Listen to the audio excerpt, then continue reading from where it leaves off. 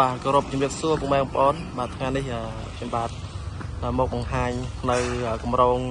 ដីភ្នំពេញជាលើកទី3ជូនពុកម៉ែបងប្អូនទស្សនាអាប់ដេតជូនណាពុកម៉ែបងប្អូនអាប់ដេតនៅវីដេអូនេះដើម្បីជូនពុកម៉ែបងប្អូនទស្សនាគម្រោងនេះដល់ណាហើយក៏ដោយសារតែវគ្គមុនថតម្ដងជើងក្រោមហើយវគ្គទី2ដូចជាឡើងបាន structure ហើយជា 50% តែមកលើកនេះក៏បាន structure ចូល 80-90% ហើយបងប្អូនហើយតទៅជាមួយអាគារនេះជាប្រភេទអាគារ office ហើយទំហំ10 ម៉ែត្រគុណជាមួយនឹង20 ម៉ែត្រហើយការងារយើងបានការងាររៀបឥដ្ឋក្នុងក្រៅហើយខាងក្នុងយើងបានដល់ការងារបោកហើយបងប្អូនហើយសម្រាប់អាគារខាងនោះមួយទៀតគឺអាគារស្នាក់នៅតែក្នុងដីតែមួយគម្រោងតែមួយហើយក្រុមការងារយើងសាងសង់ទាំងពីរបាទហើយមួយនោះទំហំ10 ម៉ែត្រគុណជាមួយនឹង20 ម៉ែត្រដូចគ្នាប៉ុន្តែខុសត្រង់ខាងមុខនេះជាប្រភេទអាគារ office អាគារពេទ្យសម្រាប់ដាក់ថ្នាំខាងក្រោយនោះអាគារស្នាក់នៅបាទហើយពុកម៉ែបងប្អូនមានបំណងចង់សាងសង់គេថាថ្មីពុកម៉ែបងប្អូនអាចធ្វើការទំនាក់ទំនងមកក្រុមការងារយើងខ្ញុំបានណាពុកម៉ែបងប្អូនចង់ដឹងតម្លៃគូប្លង់មកផ្ទះស្អាតប្លែកពុកម៉ែបងប្អូនតាក់ទងមកក្រុមការងារយើងមានអ្នកបច្ចេកទេសក្នុងការសាងសង់ហើយនឹងគូប្លង់ដាក់តម្លៃជូនបងប្អូនច្បាស់បងប្អូនហើយនេះអាគារស្នាក់នៅអាគារសន្ទុះបងប្អូនអាគារ office នៅខាងក្រោមនេះ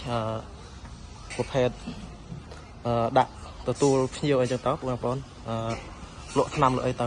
ហើយនេះយើងឡើងទៅជាន់ទី1បងប្អូនបាទខាងក្នុងយើងបានបោកបានចូល50% ហើយខាងក្នុងបោកខាងនេះនៅចំដាឡើងទៅជាន់ទី1បងប្អូនហើយខាងលើសម្រាប់ខាងលើជាន់ទី1នេះយើងបានការងារពីដានរាយឆ្អឹងពីដានឆ្អឹងស៊ីឡាយបងប្អូនបាទរាយបានរួចហើយយើងនៅតែរត់ឆ្អឹងទៅតឹងបដ ாய் មកយើងអាចចាប់ជាមួយនឹងស្លឹកពីដានបានបងប្អូនបាទនេះទស្សនភាពហើយទៅនឹងភ្លើងក៏យើងបានប្រកបក្រុមការងារបច្ចេកទេសខាងភ្លើងក៏បានប្រកបជូនរួចរាល់ហើយបងប្អូនបាទនេះទស្សនភាពកន្លែងការងារហើយខាងលើនេះកន្លែងគាត់ធ្វើត្រៀមដើម្បីថ្ងៃក្រោយគាត់ចង់ដាក់អីវ៉ាន់ស្តុកអីវ៉ាន់នៅខាងលើ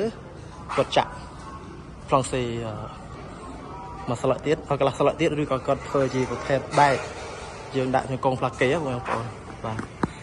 ការងារនេះយើងកងត្រាជាមួយគាត់9 ខែទាំងពីរអាគារនេះអាគារ office និងអាគារស្នាក់នៅខាងក្រោយនេះ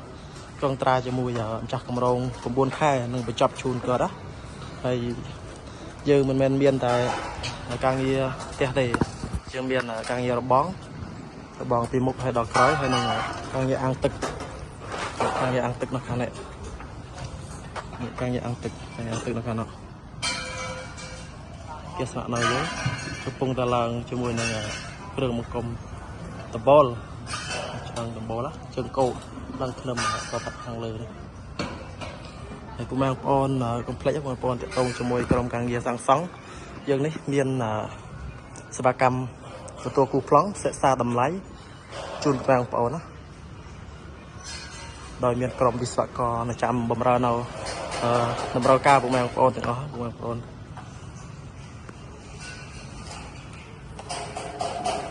ខាងលើនេះស្លាស់បងប្អូនស្លាស់ល្អ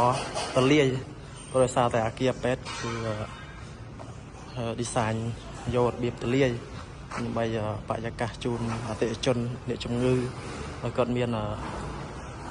អារម្មណ៍ល្អអញ្ចឹងសម្រាប់វីដេអូនេះគឺមានតែប៉ុណ្្នឹងពុកម៉ែបងប្អូនអរគុណសម្រាប់ទស្សនាវីដេអូរបស់ខ្ញុំបាទហើយពុកម៉ែបងប្អូនមានអំ